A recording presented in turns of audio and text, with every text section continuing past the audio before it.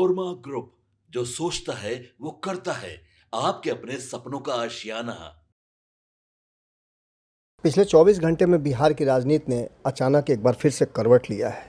रात भर चली गहमा-गहमी और नीतीश कुमार के अचानक बुलाए गए बैठक के बाद जो गुप्त बैठक निशांत के साथ हुई, उस बैठक ने कहीं न कहीं बिहार की राजनीति को एक नई सोच दे दी है। और उससे भी बड़ी बात, जब सुबह सवेरे नीतीश कुमार जाने वाले राज्यपाल आरिफ मोहम्मद खान से मिलने पहुंच जाते हैं और मुलाकात लंबी होती है। बिहार की राजनीति में जारी हलचल के बीच शनिवार को जब मुख्यमंत्री नीतीश कुमार सुबह सवेरे राजभवन पहुंच जाते हैं और राज्यपाल आरिफ मोहम्मद खान से मुलाकात करते हैं, तो इस मुलाकात के कई मायने निकाले जाने लगते हैं। यह मुलाकात ऐसे समय में हुई है जब राज्य में सियासी उथल पुथल मचा हुआ है और बदलाव बहुत तेज़ी से हो रहे हैं। चर्चा इस बात को लेकर के भी है कि नीतीश कुमार राज्यसभा जाने के लिए तैयार हैं, लेकिन उन पर दबाव बन रहा है कि वो नाम वापस ले लें। हमने आपको खबरों में बताया था, आज सुबह ही हमने आपको खबरों में बताया था कि 9 तारीख तक नामांकन वापस लेने की तिथि है और 6 लोगों ने नामांकन किया है। इन 6 लोगों में 5 लोगों को ही राज्यसभा जाना है। ऐसे में नामांकन की तिथि तो समाप्त हो गई है, लेकिन अब एक ही प्रक्रिया बची हुई है जिससे नीतीश कुमार राज्यसभा जाने से अपने आप को रोक सकते हैं, वो है नाम वापस लेना। क्या नीतीश कुमार नाम वापस लेंगे या कोई नई राजनीतिक मुहिम बिहार में चलने लगी है? मुख्यमंत्री की मुलाकात इसलिए भी अहम मानी जा रही है क्योंकि हाल ही में उन्होंने राज्यसभा चुनाव के लिए नामांकन दाखिल किया था और उसके बाद कई तरह के कयास लगाए जा रहे हैं कि मुख्यमंत्री जल्दी ही पद छोड़ देंगे या फिर वो अभी और मुख्यमंत्री की कुर्सी पर बने रहेंगे। अभी तक ये आधिकारिक घोषणा नहीं हुई है, लेकिन राजभवन जाकर राज्यपाल से उनकी मुलाकात को राजनीतिक हलकों में काफ़ी चर्चा का विषय बन गया है और इस पर चर्चाएँ हो भी रही हैं। सूत्रों की माने तो इस मुलाकात को एक शिष्टाचार मुलाकात के रूप में दिखाने की कोशिश की जा रही है, लेकिन वास्तविकता ये है कि अचानक से नीतीश कुमार का राज्यसभा जाने का फैसला और दूसरे ही पल रातों रात राज्यपाल का बदल जाना, ये कहीं ना कहीं इस बात की तरफ इशारा करता है कि बिहार में राजनीतिक जो उथल पुथल है वो बहुत तेज़ी से हो रही है। आरिफ मोहम्मद खान का कार्यकाल समाप्त होने वाला है और उनकी नज़र बिहार के नए राज्यपाल के रूप में पूर्व सैन्य अधिकारी सैयद अता हसनैन की नियुक्ति की तरफ जा रहा है। भारतीय सेना के से लेफ्टिनेंट जनरल रह चुके और अब जल्द ही बिहार के नए राज्यपाल के रूप में पदभार ग्रहण करेंगे। इसी कारण मुख्यमंत्री नीतीश कुमार से राज्यपाल आरिफ मोहम्मद खान से उनके कार्यकाल की समाप्ति से पहले इस मुलाकात को शिष्टाचार मुलाकात बताया जा रहा है, लेकिन दूसरी तरफ ये भी कहा जा रहा है कि इस मुलाकात को राजनीतिक चश्मे से भी देखा जा सकता है। आपको बता दें कि अभी 16 तारीख को राज्यसभा के चुनाव होने हैं, लेकिन उससे पहले बहुत सारी राजनीतिक परिस्थितियां और उलट-पुलट की संभावनाएं व्यक्त की जा रही है।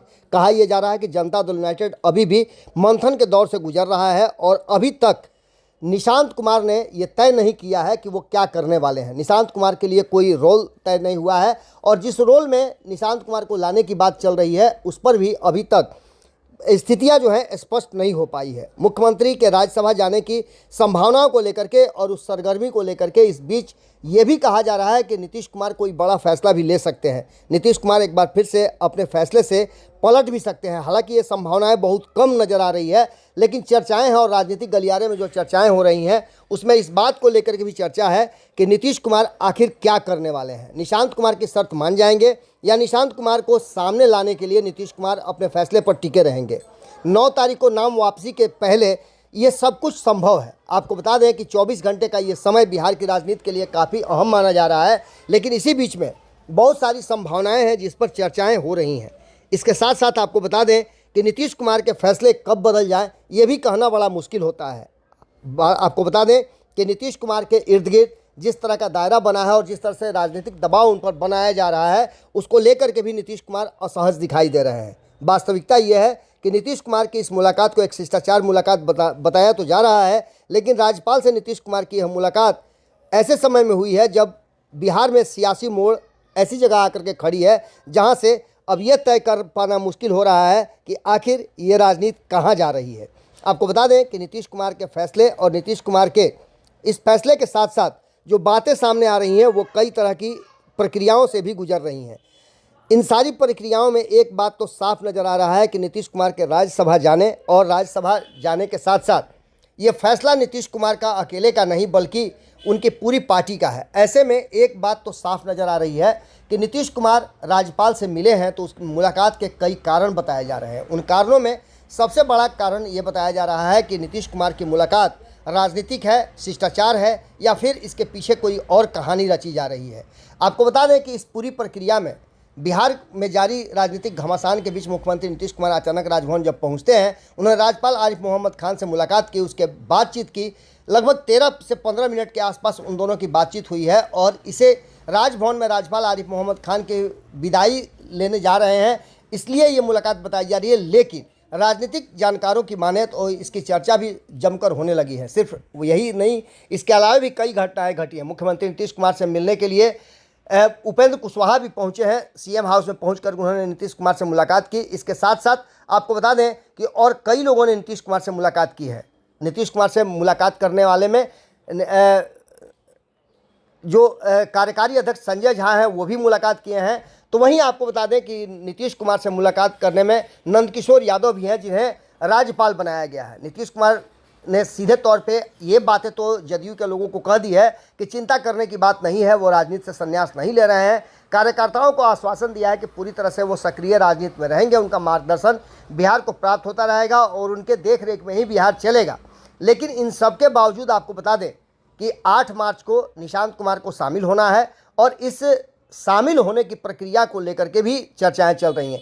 24 घंटे का ये समय बिहार की राजनीति पर काफ़ी भारी गुजरने वाला है। इस 24 मिनट में माफ़ कीजिएगा, इस 24 घंटे में बिहार की राजनीति किस करवट बैठेगी ये कहना बड़ा मुश्किल है, क्योंकि विपक्ष पूरी तरह से शांत है और देखा जाए तो मुख्य रूप से नीतीश कुमार को निमंत्रण भी दे रहा है कि वो एनडीए छोड़ करके एक बार फिर से महागठबंधन की तरफ स्विच कर सकते हैं। देखना दिलचस्प होगा कि क्या कुछ निकल के सामने आता है, लेकिन जो सामने से नज़र आ रहा है वो साफ बता रहा है कि नीतीश कुमार की ये शिष्टाचार मुलाकात है, क्योंकि नीतीश कुमार ने फैसला कर लिया है कि उन्हें राज्यसभा जाना है और निशांत को सक्रिय राजनीति में लाना है।